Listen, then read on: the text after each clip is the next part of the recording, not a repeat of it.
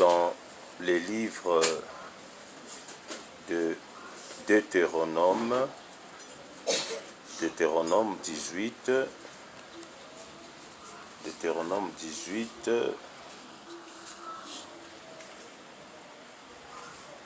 verset 9 jusqu'à 14.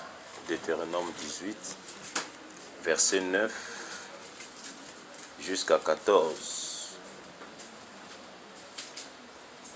Lorsque tu seras entré dans le pays que l'Éternel ton Dieu te donnera ou te donne, tu n'apprendras point à imiter les abominations de ces nations-là. Qu'on ne trouve chez toi personne qui fasse passer son fils ou sa fille par le feu, personne qui exerce le métier de devin, d'astrologue, d'augure, de magicien, d'enchanteur, personne qui consulte ceux qui évoquent les esprits ou disent la bonne aventure, personne qui interroge les morts. Car quiconque fait ces choses est en abomination à l'Éternel, et c'est à cause de ces abominations que l'Éternel ton Dieu va chasser ces nations devant toi.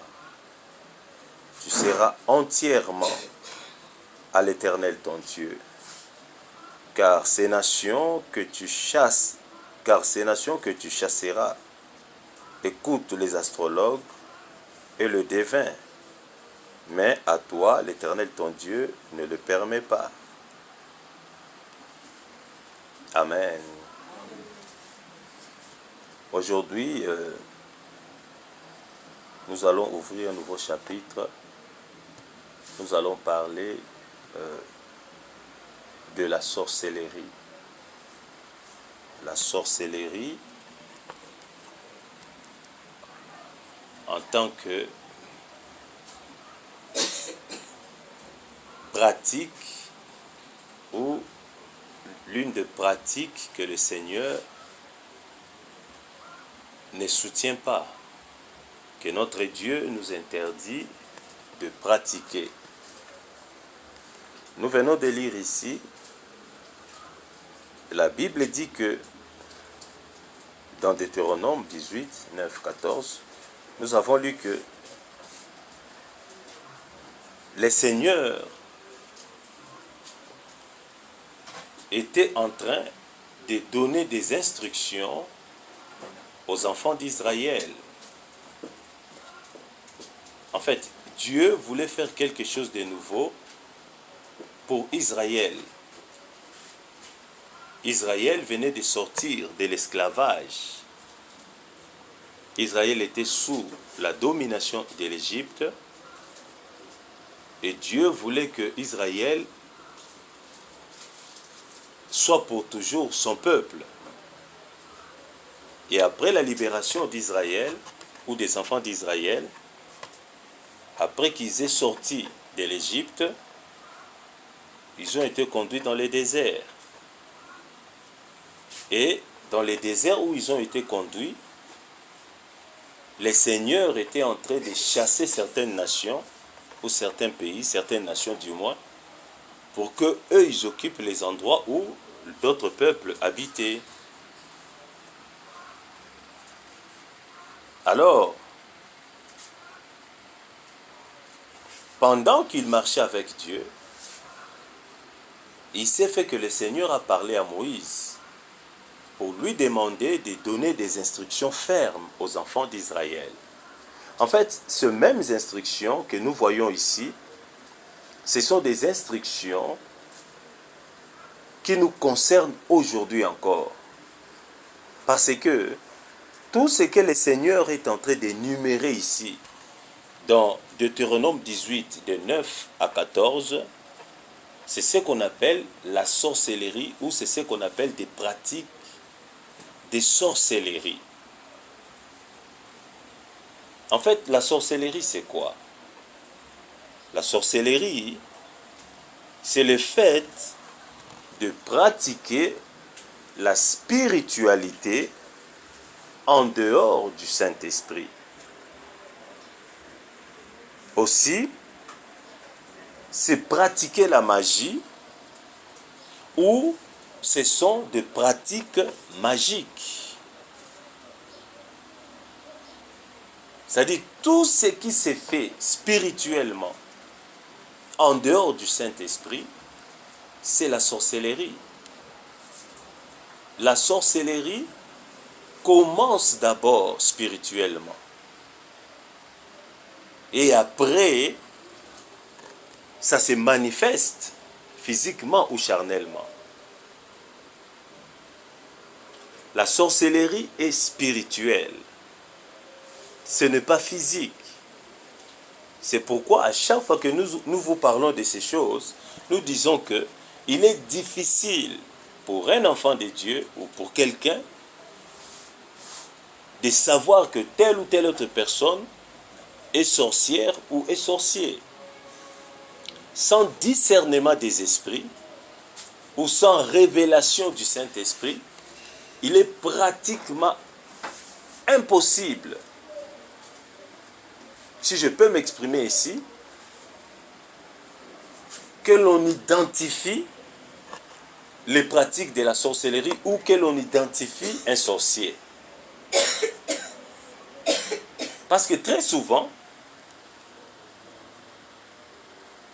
la sorcellerie est une pratique confidentielle. À l'œil nu comme ça ne se manifeste pas. Ça dit que c'est vraiment difficile, ou comme je viens de dire, impossible même, de savoir que telle ou telle autre personne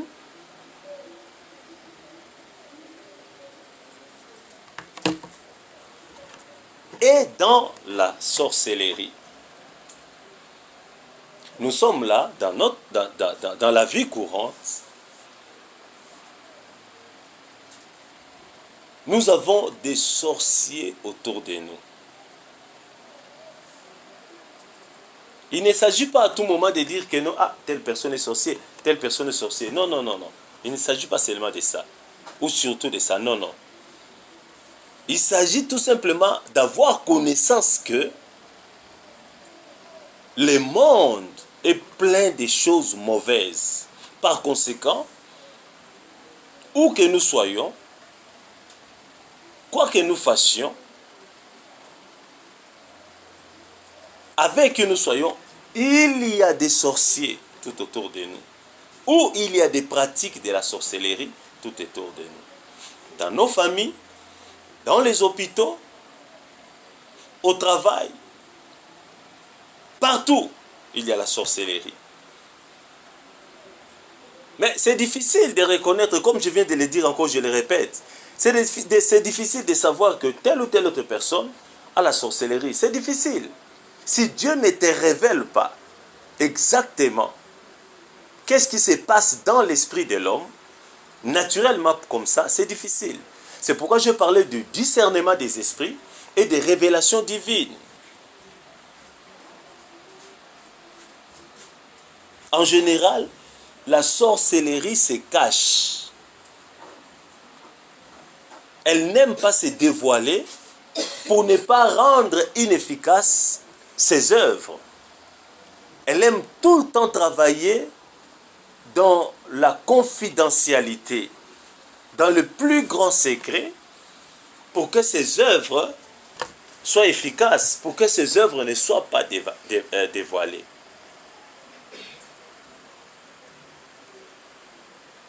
La sorcellerie, c'est du mensonge. C'est la manipulation. En d'autres termes, c'est tout ce qui s'est fait sur le plan spirituel pour nuire aux autres, pour détruire les autres, pour empêcher les autres d'aller de l'avant, pour empêcher les autres plutôt accéder au bonheur que Dieu les a réservés.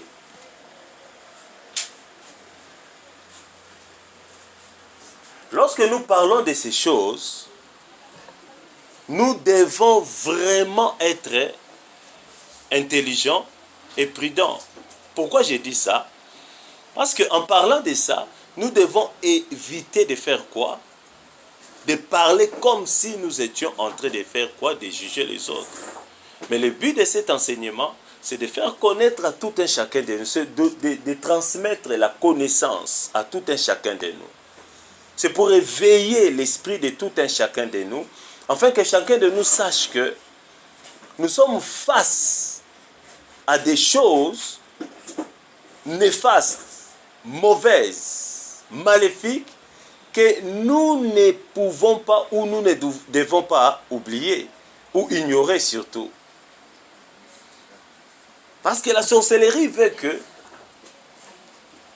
ceux qui ne sont pas dans la sorcellerie soient des ignorants, qu'ils soient distraits, afin qu'ils aient ou afin qu'elle ait l'avantage sur eux.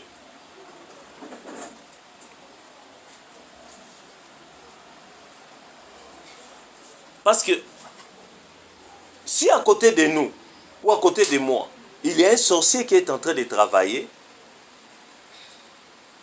il ne cherchera pas à ce que ses œuvres soient dévoilées. Non, non. Il fera tout pour qu'il reste caché jusqu'à ce que sa mission va faire quoi? Va se réaliser.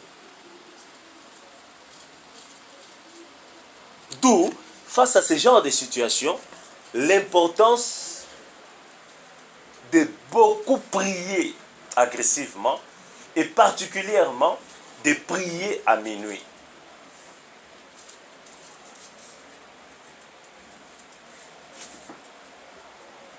Très important. Si Dieu demande aux enfants de Dieu de veiller et de prier, il le fait parce qu'il sait que il est très mauvais pour un chrétien ou pour un enfant de Dieu d'être dans la distraction. Parce que quand tu es dans la distraction, tes ennemis, et particulièrement la sorcellerie, aura de l'avantage sur toi. Parce qu'eux, ils aiment ça. Parce que dans la distraction, on est ignorant. On n'a pas besoin d'apprendre. On n'a pas besoin de connaître. On n'a pas besoin de discerner. On n'a pas besoin d'aller en profondeur. Quand on est distrait, on ne sera pas concentré. Par conséquent, on est incapable d'accomplir quoi que ce soit, de réaliser ce qui est important. C'est pourquoi la plupart de ceux qui sont dans la sorcellerie, ou la sorcellerie fait quoi? Conduit les enfants de Dieu, beaucoup de gens, à la distraction. Pour qu'ils ne sachent pas prendre garde sur eux-mêmes. Face à tout ce que Dieu nous dit par rapport à l'ennemi, par rapport aux forces des ténèbres, tel qu'il est écrit dans le livre des Éphésiens, nous n'avons pas à lutter contre la chair et le sang.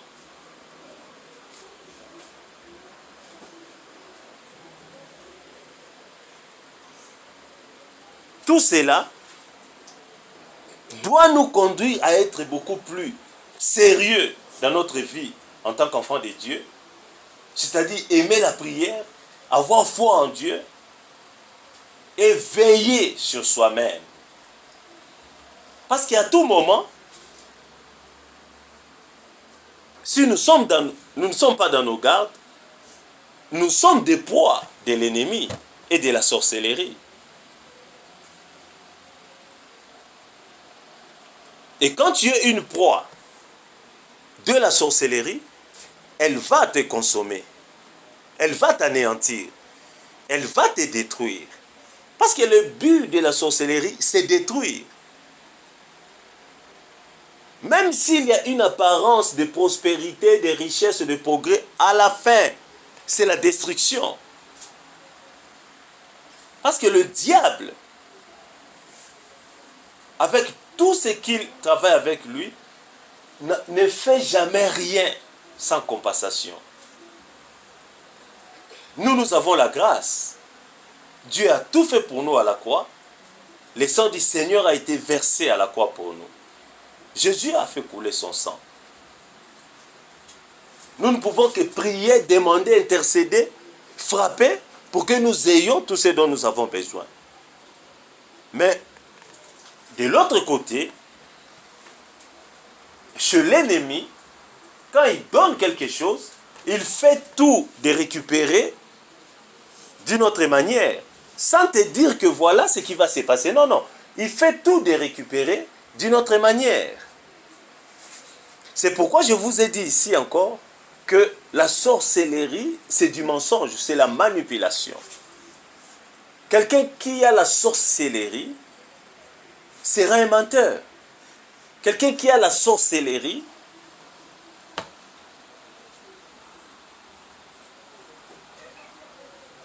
sera un manipulateur. Quelqu'un qui a la sorcellerie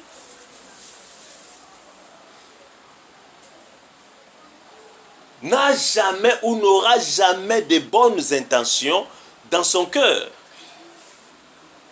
À tout moment, quelqu'un qui a la sorcellerie est mal intentionné. Et de temps en temps, à cause du manque de connaissances, à cause de l'ignorance, à cause de quoi? De mégarde que nous manifestons à tout moment, les sorciers nous dérangent par moment. Ils nous attaquent à tout moment pour que nous soyons des occasions de chute pour des autres. Pour que nous amenions des autres à la faiblesse. Voire même à haïr les choses de Dieu. La sorcellerie ne peut pas aimer que toi tu aimes Dieu plus que toi-même ou plus que ta famille. Non. Parce qu'elle, elle a besoin de travailler contre toi. Parce qu'elle sait que si tu t'attaches à Dieu, tu travailles comme il faut en Dieu pour ton destin, de grandes choses vont se réaliser. Le plan de Dieu dans sa vie va se réaliser. Par conséquent, la sorcellerie ne sera pas d'accord. Elle va tout faire de façon à ce que tout ce que Dieu a promis ou a préparé pour toi ne puisse pas faire quoi? Se réaliser. C'est pourquoi, encore une fois, je le répète, j'ai toujours dit ça. Évitons de faire confiance à qui que ce soit. Évitons. Nous devons aimer, nous devons être bien avec des gens, mais nous ne devons pas faire confiance aux gens. Parce que la fois passée, je vous ai dit que notre Seigneur, Jésus-Christ, nous a dit d'être prudents comme les serpents et doux comme la colombe. Et je vous ai bien dit que ces deux comportements, celui du serpent et de la colombe, sont en opposé. Les serpents, dans la Bible, surtout dans l'Ancien Testament, c'est la manifestation de qui? De l'ennemi. Et les serpents ont un comportement bizarre. Bizarre.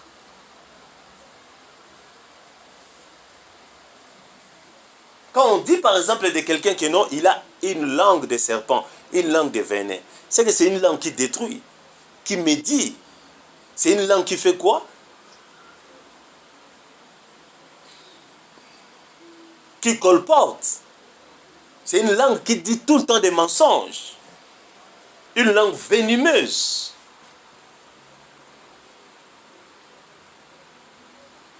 Et si vous voyez le comportement du serpent, vous allez constater que le serpent est tout le temps sur ses gardes. Il ne fait confiance à personne. Il est tout le temps sur ses gardes. Il ne fait confiance à personne. Et quand vous réagissez contre lui, il vous fait voir que non, il est prêt d'attaquer, de combattre. Il ne se comporte pas comme quelqu'un de doux. Non, non, non, non. Quand vous réagissez contre lui, il est dans ses gardes. Même si vous passez près de lui, il n'est pas distrait. Il s'arrange de façon à ce que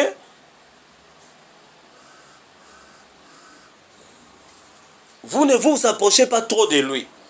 Ou même, il vous fait voir que Il vous fuit, mais en même temps, il est sur ses gardes. Regardez bien, quand on voit les serpents dans des documentaires, regardez comment il se comporte.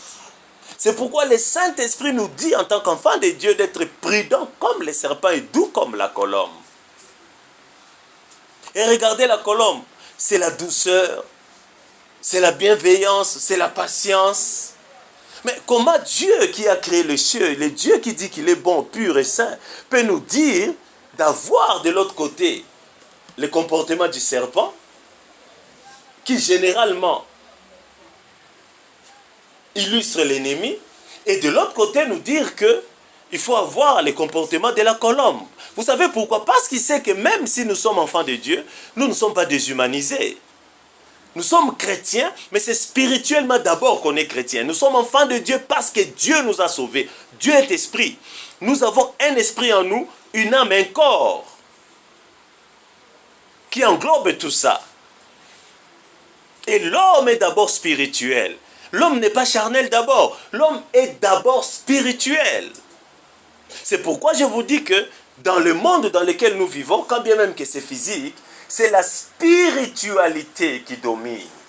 Quoi que vous fassiez, quoi que vous disiez, c'est la spiritualité qui domine. C'est pourquoi moi je donne toujours conseil à beaucoup d'enfants de Dieu. Prends garde à toi. Tes sentiments te conduisent. Toi, tu penses que c'est le Saint-Esprit. Tes désirs à toi, tes pensées à toi te guident. Tes émotions à toi te dirigent. Tu penses que c'est le Saint-Esprit. Non, non. Parce que tu pries. Tu es incapable de contrôler tes sentiments, tes émotions, tes pensées, tes désirs à toi. Tu penses que le Saint-Esprit est là. Non, non, tu penses que tu fais bien les choses. Non, non. Tu te trompes parfois. Beaucoup d'enfants de Dieu n'ont pas ce qu'on appelle la lucidité spirituelle, l'appréhension spirituelle. Pour discerner, comprendre, saisir ce qui vient de Dieu réellement. Pour voir loin, pour percer le mystère de la vie. Il est impossible de percer le mystère de la vie quand on n'a pas la maîtrise de soi. Quand on n'a pas les fruits du Saint-Esprit, quand on n'est pas maître de ses désirs, de ses sentiments, de ses émotions, de ses pensées, il est impossible de percer l'avenir, de percer le mystère de la vie, de comprendre réellement le jeu qui se joue autour de toi quand on n'est pas concentré.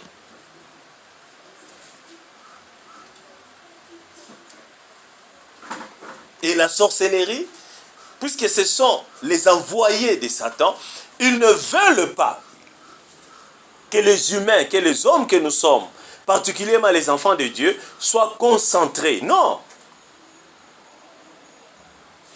Moi, je remarque ça. Je parle avec beaucoup de gens. Le plus grand problème de l'homme, je te vous dis, le plus grand problème de l'homme, c'est le manque de concentration. C'est le voyage des pensées, la divagation des pensées, la distraction. C'est le plus grand problème de l'homme. Quelqu'un qui est vraiment concentré, à tout moment, subira moins d'attaques. Pourquoi? Parce qu'il va comprendre à chaque fois que l'ennemi se présente, il saura que l'ennemi est là. Et il combattra comme il faut. Vous voyez, j'ai fréquenté. Pablo était ici, il venait ici. C'est un Canadien. C'est un blanc. À chaque fois que j'étais avec lui, la première des choses que je remarquais, malgré, entre guillemets, le confort dans lequel il habitait, malgré le confort du pays d'où il venait, ce que j'ai remarqué en lui, la première des choses, c'est un homme concentré. Ça dit qu'il n'est pas distrait.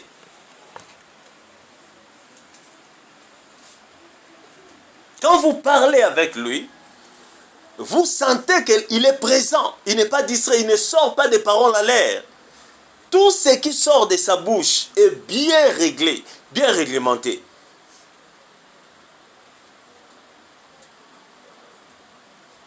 Et quelqu'un qui a de l'esprit en lui et qui connaît Dieu peut savoir que c'est vraiment quelqu'un qui était bien assis dans le Seigneur. Nous avons tout le temps des problèmes. Pourquoi? Parce que nous ne désirons pas comprendre les choses telles que Dieu veut que nous les comprenions. Nous ne voulons pas. C'est pourquoi à tout moment, l'ennemi, avec la sorcellerie ou ses agents maléfiques, nous rabaisse à tout moment. Nous font croire aux illusions, pensant que ce sont des choses de Dieu, c'est la voix de l'Éternel. Or, en réalité, ils sont en train de nous manipuler pour que nous ayons encore des problèmes plus tard.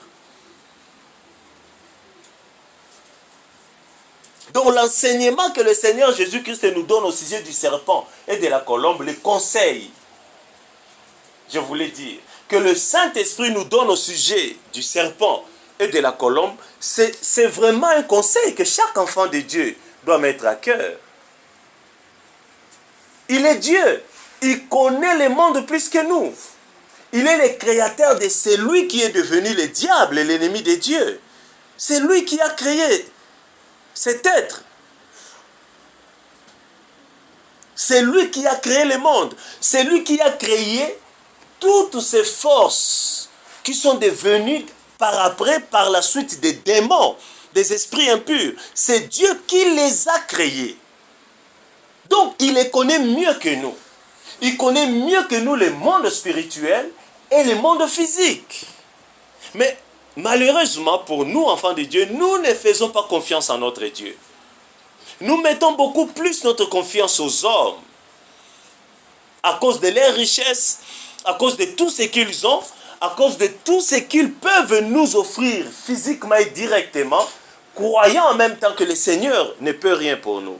Je dis ici, je répète encore, il ne s'agit pas de donner l'impression que nous jugeons les gens, que nous devons éviter tout le temps les gens. Non, non, non, je ne dis pas ça.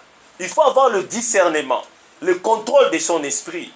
Parce que c'est quelque chose de profond. Ce n'est pas quelque chose de léger comme ça. C'est profond, ce qu'on va parler ici.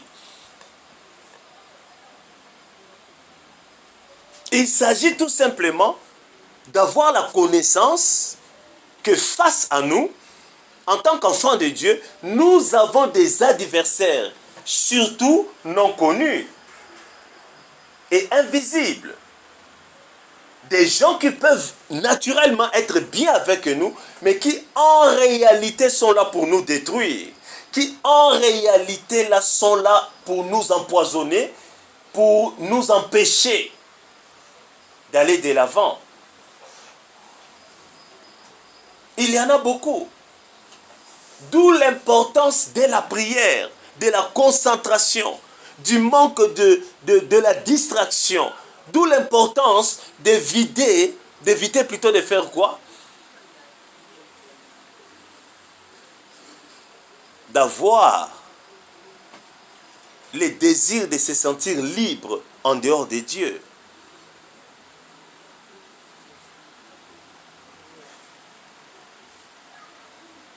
Moi, personnellement, les conseils que le Saint-Esprit nous donne au sujet du serpent et de la colombe, c'est un conseil qui m'édifie beaucoup.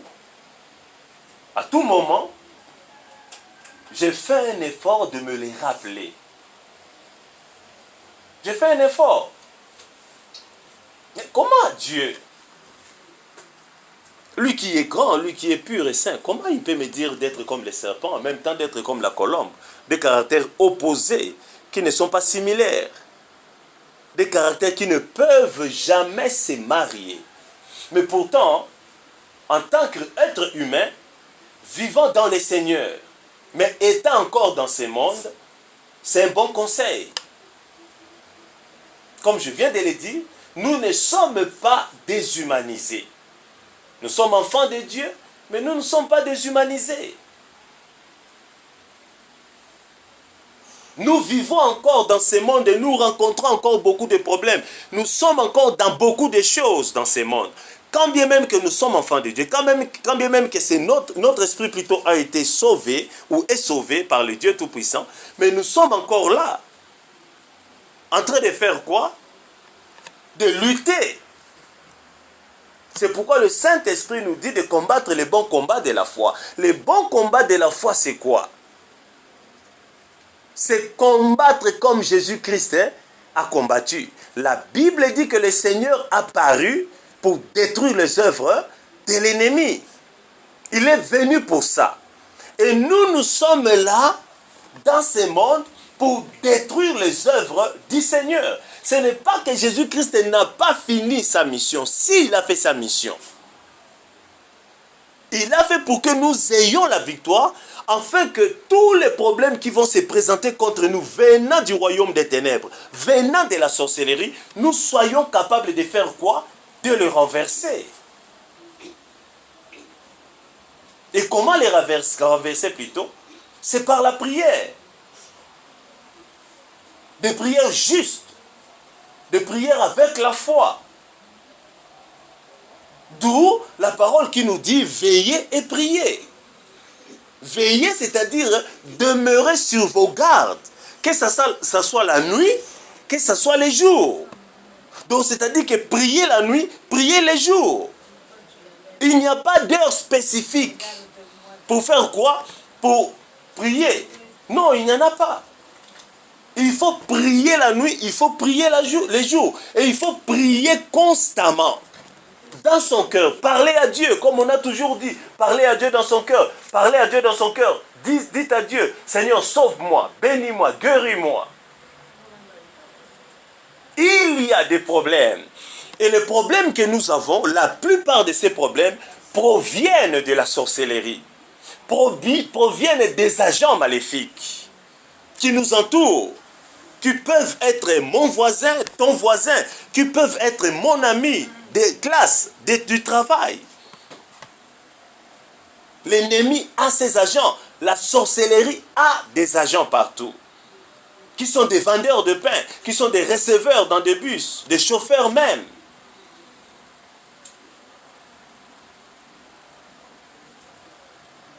Ah, mais papa Didier, mais la Bible dit que le cœur de l'homme est tortueux par-dessus tout. Qui peut le connaître? Est-ce que toi, tu connais le cœur de l'homme? Tu connais exactement ce qui se passe dans mon cœur à ces moments? Non, tu ne connais pas. Si je planifie le mal contre toi, ce qui ne peut pas arriver. Est-ce que tu connais ce qui se passe dans le cœur de l'homme? Voilà les chrétiens que nous sommes aujourd'hui, qui ne tiennent pas compte des paroles que Dieu leur donne. Des chrétiens qui ne veulent pas s'attacher à leur Dieu pour comprendre les réalités du monde. Ah, oh, Piringa, oui, c'est vraiment ton pire. C'est vraiment ton pire.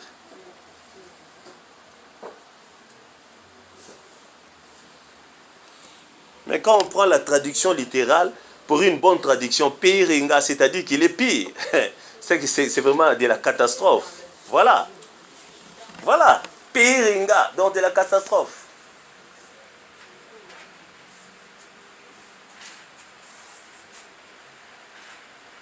Si nous voulons marcher avec Dieu et réussir, nous devons tenir compte de ce que Dieu nous dit. Et face à ce genre d'enseignement que nous sommes en train de donner, particulièrement aujourd'hui sur la sorcellerie, moi je pense que le bon conseil, c'est ce que le Seigneur nous donne.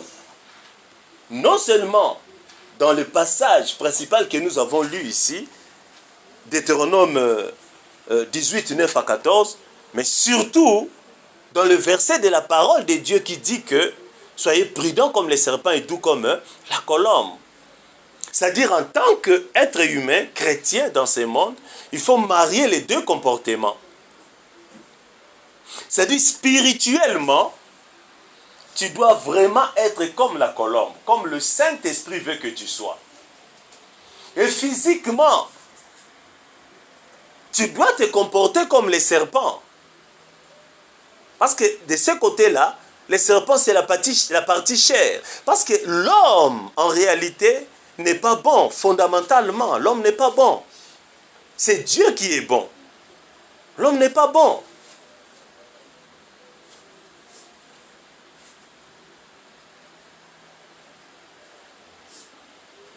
Vous connaissez l'histoire de ces jeunes à qui Dieu a dit que non, à qui le Seigneur Jésus-Christ a dit que il n'y a de bon que Dieu. Il n'y a que Dieu qui est bon. Il n'y a que Dieu qui est bon. Si nous avons connaissance de la sorcellerie, de ce que la sorcellerie peut faire réellement contre nous, nous allons nous mettre à prier, à chercher Dieu à tout moment pour qu'il combatte pour nous. Pourquoi? Parce que la Bible dit que nous n'avons pas à lutter contre la chair et le sang, mais contre les puissances des ténèbres. J'englobe tout ça. C'est-à-dire les principautés, les princes de ce monde, tout ça, j'englobe les puissances, les forces des ténèbres. Les dominations, les autorités, tout cela. Ici, dans cette prédication, je vais leur donner un seul nom. Les forces des ténèbres. Les puissances maléfiques. Les forces maléfiques. Les puissances des ténèbres. Notre combat, c'est le combat de la foi. C'est un combat spirituel. Et comme c'est un combat spirituel, nous devons être conscients et savoir que c'est avec des esprits impurs que nous sommes en train de faire quoi? De combattre. C'est contre les démons, les esprits méchants, que nous sommes en train de faire quoi? De combattre.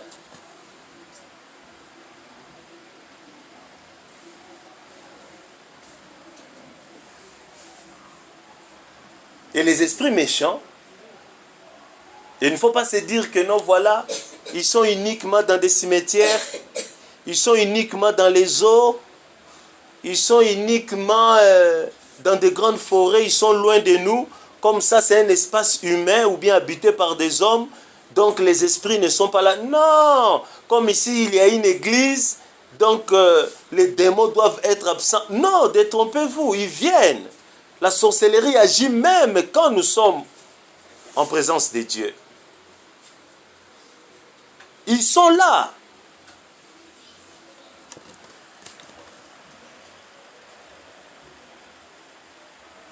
Donc vous savez, la sorcellerie, donc c'est quand une maman est devenue vieille avec des papas vieux, donc des choses comme ça. Ah non, vous pensez vraiment que quelqu'un qui est en costume ou bien quelqu'un qui roule carrosse, tout ça, il peut être sorcier? Non, détrompez-vous. Le problème, c'est l'esprit, c'est le cœur. C'est le cœur. Ton papa peut être sorcier. Il peut beau t'élever depuis ta naissance jusqu'à ce que tu atteignes l'âge de 40 ans ou 50 ans, 60 ans. Non. Cela ne veut pas dire que ton papa ne peut pas être sorcier. Ton papa peut être sorcier. Ta maman peut être sorcière. Ta femme peut être sorcière. Sans que toi tu le saches. Ton mari peut être sorcier sans que toi tu le saches. Tes enfants peuvent être des sorciers. Ou parmi tes enfants, il peut y avoir 2 ou 3 sorciers ou un sorcier sans que toi tu le saches.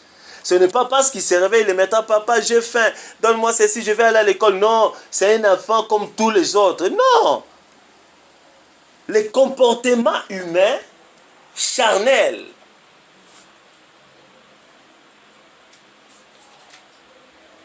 ne démontrent pas toujours qu'il y a sorcellerie ou pas. Non. Un sorcier peut être gentil. Et il se cache derrière cette gentillesse pour détruire les autres, pour faire du mal. Tout comme un sorcier peut être colérique, manipulateur, et que tout le monde peut voir que voilà comment il se comporte. Ça dépend des tempéraments. Mais l'important, c'est avoir la révélation, c'est avoir le discernement.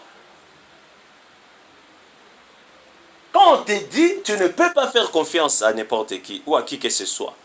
Donc ça dit que pour faire confiance à quelqu'un, il faut que tu le connaisses. Il faut que Dieu te révèle réellement son cœur.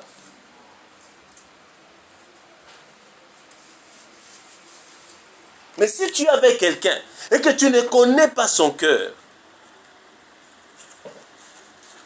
pourquoi donc faire confiance à cette personne? Parce que tu ignores tout de lui. Quelqu'un qui ignore le cœur de la personne qui est en face de lui, ignore tous les secrets qui entourent cet homme ou cette personne. Est-ce que vous me comprenez? Est-ce que vous me comprenez? Amen. Si j'ignore, je n'ai pas connaissance du cœur du frère tel qu'il est là, c'est que j'ignore tous les secrets autour de lui. J'ignore exactement ce qu'il est.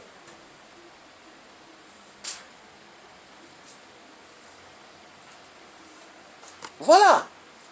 Par conséquent, si j'ignore exactement ce qu'il est, c'est que je suis en défaut. Donc je dois être prudent. Je dois avoir un comportement mesuré, c'est-à-dire équilibré entre les serpents et la colombe, pour voir comment évoluer avec lui, de façon à ce que si se passe un jour quelque chose, que je sois sur mes gardes.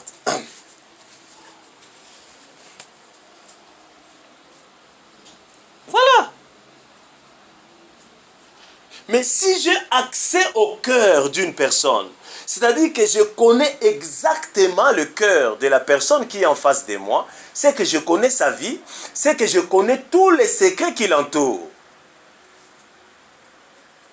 Par conséquent, je peux lui faire confiance parce que je connais exactement son cœur.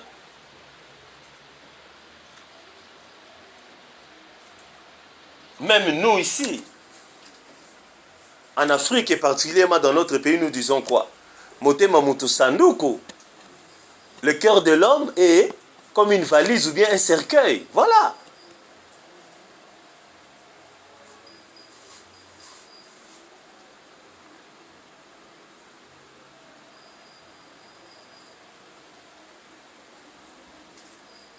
Tu connais le cœur de quelqu'un, tu connais exactement ce qu'il est. C'est-à-dire quelqu'un qui connaît le cœur de quelqu'un, il connaît l'état d'esprit, l'esprit réel de la personne, ce qu'il cache et ce qu'il est réellement. Est-ce que vous me comprenez? Mais quand j'ignore ton esprit, j'ignore ton cœur, quand je ne connais pas ton cœur, je ne connais pas ce qui se passe dans ton cœur, j'ignore tout ce qui est autour de toi, je ne connais pas tes secrets, par conséquent, je dois être prudent. J'ignore ton état d'esprit.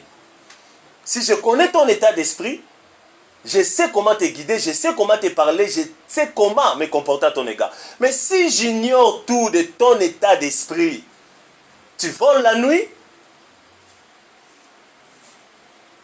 et tu reviens le matin, on se salue, on se parle, et moi je vais te faire confiance, je suis enfant de Dieu. Non, non, ça ne marche pas comme ça.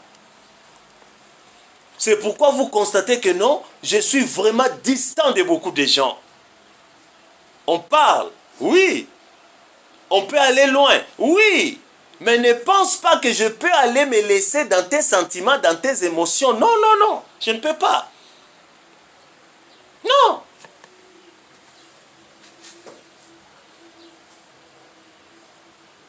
Tu as ton genre de comportement que tu as acquis peut-être depuis l'enfance, ou parce que tu es sorcier, ou parce que tu es maudit. Non, non. Et moi, je dois plutôt m'emballer dans ces bêtises-là. Non. Je peux te parler. Mais je dois toujours chercher à comprendre quelle est ta motivation. Ce que tu dis là, tu le dis pourquoi. Voilà l'homme, voilà un bon chrétien. La Bible dit comme le Seigneur connaissait leur cœur. Vous voyez ce que le Saint-Esprit nous dit? Jésus-Christ connaissait le cœur des gens. C'est pourquoi il était capable de perturber les Sadducéens, de perturber les pharisiens et de troubler un grand nombre de gens. Parce que lui, ce qui l'intéressait, c'est l'esprit. Mais nous, ce qui nous intéresse, ce sont les apparences des gens. Oh, regardez comment il est beau. Regardez comment elle est belle. Non. Non. Elle est belle, oui. Dieu l'a avantagé, il est beau. Gloire à Dieu. Dieu l'a avantagé, la nature l'a avantagé. Mais il faut chercher à aller loin. Pénétrer les mystères de la personne. Chercher à comprendre il est comment. Est-ce que ce que je dis, vous pensez que c'est facile? Non, mais c'est un grand exercice. Ça peut prendre du temps. Ce n'est pas facile. Mais il faut avoir du caractère, de la volonté.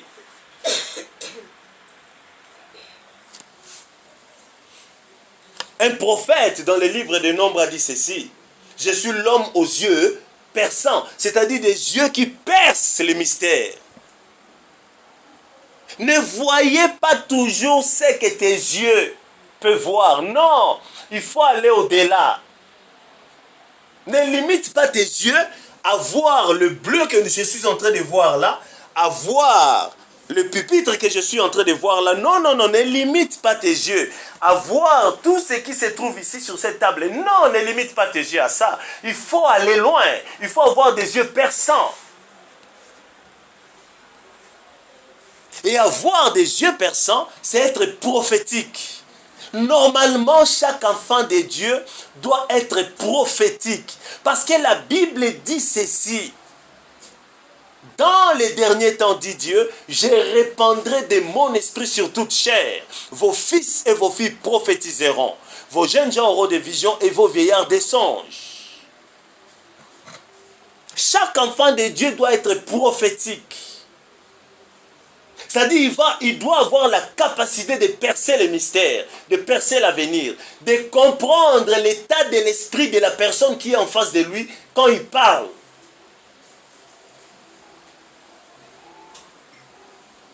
Parce que le monde, c'est la sorcellerie au grand S.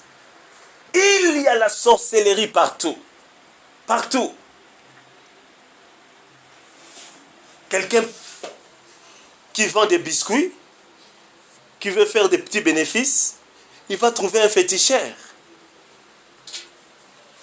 Quelqu'un qui veut commencer à mener une certaine lutte comme ça, il va voir un marabout. C'est quoi ça? C'est la pratique de la sorcellerie. Quand Dieu dit que ces gens consultaient des astrologues, faisaient ceci, quand Dieu dit ça, dans Deutéronome 18, 9 à 14, quand Dieu dit ça, c'est que beaucoup de gens les font aujourd'hui.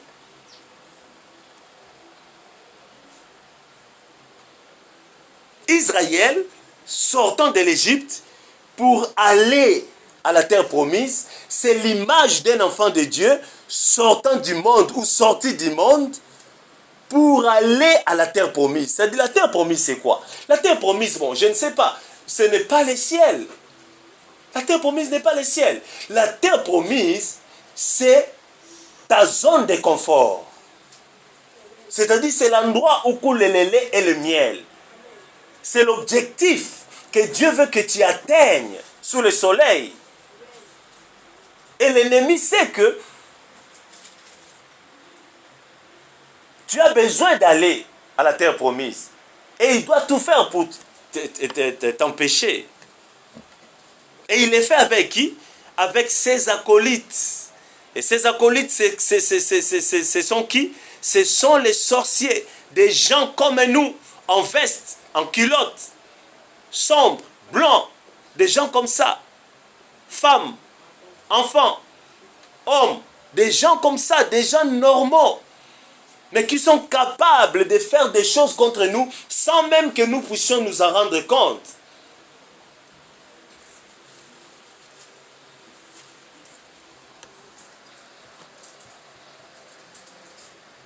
Quand le Seigneur parlait aux enfants d'Israël, en leur disant que non, vous ne devez pas copier tout ce que ces gens-là ont fait. J'essaie un peu de faire une autre traduction. Parce que dans l'ensemble, c'est ça. Ces gens consultaient des morts. Ils évoquaient des esprits de mort. Ils faisaient ceci. Dieu a dit, pas vous, à vous, mes enfants, je ne les permets pas. Parce que quand tu fais ces choses, tu es impur devant Dieu. Tu es souillé. Un enfant de Dieu qui est en contact permanent avec un sorcier va être souillé. Il faut que tu sois fort spirituellement devant lui pour qu'il ne te suive pas.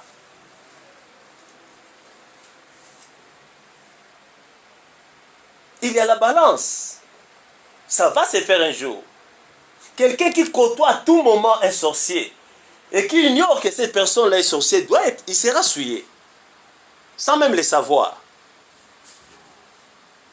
Il aura des pensées perturbées, des problèmes psychiques. Parfois, il ne va même pas comprendre pourquoi il fait certaines choses. Mais parce que les sorciers, c'est la manipulation. La sorcellerie, c'est la manipulation. Quand on te manipule, tu vas commencer à faire des choses que toi-même, tu ne comprends même pas pourquoi tu fais ça.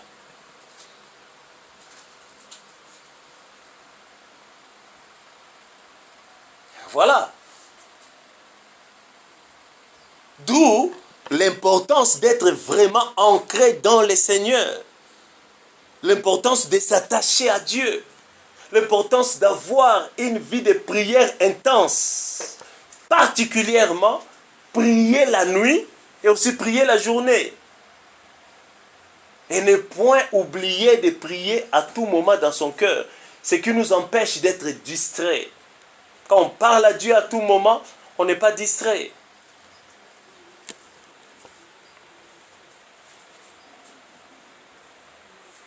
Beaucoup aujourd'hui donnent l'apparence des chrétiens, des enfants de Dieu. Mais en réalité, ce sont des sorciers. Paul l'a dit, Satan aussi peut se transformer en ange de lumière. Quand je vous dis que je n'écoute pas n'importe quelle chanson, beaucoup pensent que non, je suis là en train de dire non, voilà, je suis plus spirituel que les autres. Non, mais je sais. Quand j'écoute une chanson, je sais que cette chanson ne peut pas m'édifier. Au contraire, ça va m'apporter plus d'envoûtement, plus de désordre dans mon cœur. C'est pourquoi beaucoup d'enfants en Dieu sont tout le temps perturbés, agités en eux-mêmes.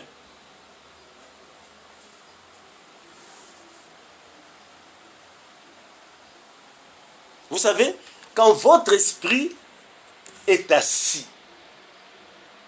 dans le Seigneur, votre esprit est libre. Or, Satan n'aime pas des esprits libres. Lui veut contrôler nos esprits. Et pour bien les faire, bien qu'il y a des démons, il y a la sorcellerie qui travaille contre nous.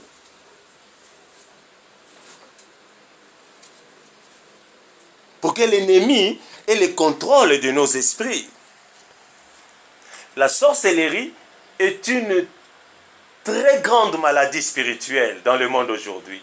C'est une très mauvaise chose. Nous ne prions pas assez pour que Dieu nous révèle réellement comment les sorciers sont en train de travailler, comment les sorciers sont en train de faire des choses. Vous savez, moi j'ai eu des visions, beaucoup de visions sur ces choses-là. Mais parfois j'ai peur, naturellement parlant.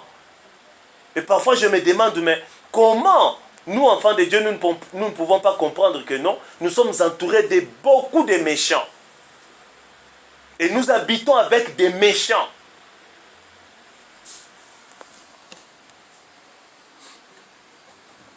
Des gens conscients ou inconscients, mais qui ne veulent que nos malheurs. Qui ne veulent que voir notre chute. Qui ne veulent que rien ne marche pour nous. Ils sont nombreux. Et c'est la caractéristique même de la sorcellerie. Des gens qui veulent à tout moment que votre réputation soit ternie. Mais est-ce que Jésus peut faire ça? Non. Posez-moi la question, ou je vous pose la question. Est-ce que Jésus peut faire que la réputation d'une telle ou telle autre personne soit ternie? Non, il ne peut pas faire ça. Jésus ne peut pas faire ça. Mais beaucoup de gens le font. Même les soi-disant chrétiens le font. Ils cherchent à ce que les réputations des autres soient ternies. Ils mentent. Ils manipulent beaucoup de gens. Ils cherchent même à manipuler des pasteurs. Vous voyez?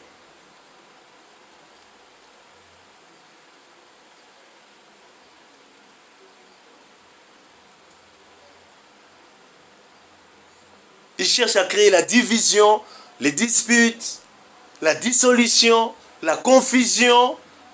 Voilà. Posez-moi encore la question, je vous pose. Est-ce que Jésus peut faire ça?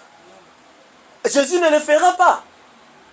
Par conséquent, quelqu'un qui fait ça, c'est qu'il a un esprit qui dérange, qui le dérange. Vous voyez? Pourquoi avons-nous honte de dire certaines choses? Pourquoi avons-nous peur? Pourquoi passons-nous notre temps à dire aux gens que non, oh comment tu seras béni, tu vas voir, demain tu vas voir les choses. Et enfin rien ne se réalise. Et les gens viennent avec des fardeaux, ils viennent avec des fardeaux. Ils ne veulent pas se réconcilier avec Dieu. Ils ne sont pas purs devant Dieu. Ils ne se transforment pas. À chaque fois que nous répétons les mêmes choses, je vois des grandes choses. Je vois, vous voyez, il y a un pasteur, je vous ai dit la fois passée, ça fait mal, ça fait honte en même temps. Il a parlé sur quelqu'un. Et voilà, dans quelques jours, cet homme deviendra ceci, ceci. Et après quelques temps, boum, le monsieur est arrêté criminel. Vous voyez, vous pensez que ça c'est normal. Nous pensons que c'est normal parce que nous ne voulons pas suivre Jésus-Christ. Mais si nous suivons réellement Jésus-Christ, nous allons savoir que voilà, ça c'est vrai, ça c'est vrai. Vous allez dans des concerts des gens, quelqu'un qui va faire des choses pour Dieu, hein? Qui programme des choses pour Dieu, puis il y a des morts partout, et les gens sont derrière des gens comme ça qui vous disent que non, voilà, ce sont nos leaders. Malédiction. C'est ce qu'apôtre Paul dit. Galates, qui vous a maudit? Qui vous a maudit?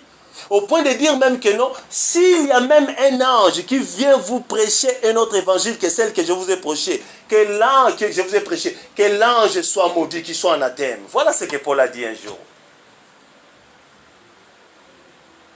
Vous avez tout le temps des gens dont les témoignages sont mauvais. Mauvais. Des gens qui se répètent, qui n'ont même pas peur. Qui trouvent normal d'avoir des comportements purement charnels. En ayant la parole de Dieu entre guillemets dans leur bouche. Et nous disons que ce sont nos leaders. Non, pas moi. Moi, mon leader, c'est le Seigneur Jésus-Christ. C'est fini. C'est que les autres, là, ça ne m'intéresse pas. S'ils sont des dieux, gloire à Dieu. Mais moi, de mon côté, je me dis, mon chemin, c'est le Seigneur. Il a dit, je suis le chemin, la vérité et la vie. Ce n'est pas moi qui suis le chemin, la vérité et la vie. Ce n'est pas l'autre dont je parle là. Ce n'est pas l'autre là que je parlais encore. Ce n'est pas toi. Non, non. Ce n'est pas tel pasteur, tel prophète. Non. Le chemin, la vérité et la vie, c'est le Seigneur Jésus-Christ. Et il nous dit d'être prudent comme les serpents et doux comme la colombe. Et il nous dit dans Deutéronome 18, 9 à 14, lorsque tu seras entré dans le pays que l'Éternel ton Dieu te donne, tu n'apprendras point à imiter les abominations de ces nations-là. Voilà. Nous sommes en train d'imiter les abominations de beaucoup de gens. Ah, lui, il fait ça. Regardez comment il a du succès. Mais il chante pour Dieu, il prêche la parole de Dieu. Mais ça ne te concerne pas. Il est devant son Dieu. S'il est juste, gloire à Dieu. Mais s'il n'est pas juste, Dieu les jugera un jour. C'est fini. Toi, suis les chemins du Seigneur. Les chemins que tu trouves, bon, suis-les. Nous avons tout le temps ici des chansons de prédication qui n'édifient pas. Des miracles qui n'édifient pas. Mais nous sommes tout le temps derrière ça. Un vrai miracle, ça se sent, ça se fait savoir. Ce qui est authentique est authentique. C'est authentique. Ça n'amène pas l'enthousiasme humain. Ça n'amène pas la glorification, la déification de l'homme. Mais ça amène la louange au Dieu que nous adorons. À chaque fois qu'il y avait des miracles dans les livres des Actes, quand les apôtres faisaient des miracles, quand Jésus faisait des miracles, les gens louaient Dieu. Les gens louaient Dieu. Et à chaque fois qu'un miracle s'est passé, et que les gens, au lieu de louer Dieu, louaient l'homme, ces gens de cette époque-là, quand ils constataient ça, ils s'humiliaient devant Dieu. Ils disaient aux gens, non, il faut louer Dieu, pas nous. C'est Dieu qui a fait ça, pas nous. Il se dédouane directement. C'est l'Éternel qui a fait toutes ces choses, c'est pas nous. Mais aujourd'hui, nous nous attribuons de la gloire de Dieu. Esprit de Satan, esprit de sorcellerie dans l'Église. Esprit de l'ennemi. Voilà. C'est pourquoi il y a des fausses repentances, des fausses conversions, des fausses repentances, des fausses conversions parmi nous. Et peu de miracles. Il n'y a que la chair. Parce que la sorcellerie est en train d'agir d'une telle façon, d'une telle façon que c'est difficile de comprendre ça. Il faut avoir vraiment fort esprit, discernement des esprits, intelligence spirituelle, révélation divine, pour comprendre toutes ces choses. Vous savez, nous ne manquons rien dans les camps de notre Dieu. Nous ne manquons rien. Mais nous-mêmes, en tant qu'enfants de Dieu, nous sommes ignorants et nous nous ignorons nous-mêmes. C'est pourquoi vous savez, il y a quelques semaines, je vous ai prêché pendant 4 dimanches ici. Nous sommes des dieux. C'est-à-dire nous avons la nature divine en nous. Et que nous pouvons faire des choses avec ces dieux-là. Dieu est grand.